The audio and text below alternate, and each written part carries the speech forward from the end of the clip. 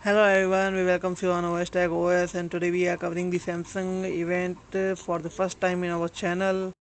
Samsung have launched two smartphones in this event with its mid-range series of Galaxy A. Okay, both the phone carries a Super AMOLED screen with 6.3 or 6 inch respectively.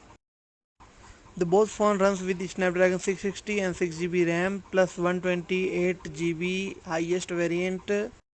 With this Samsung mid-rangers, you can't miss the 3.5mm jack and USB Type-C.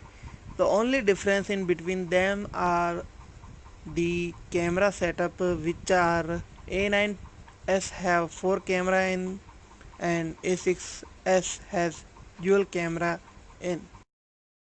So if we talk about aperture, the phone comes with the f1.7 to 2.4 aperture, and 2.2 is the wide ranger, so you can get the wide range optical zoom for greater photos. The phone comes with the price range of A9s comes with 3500, and the A6 Plus comes with the 1799 and 2199.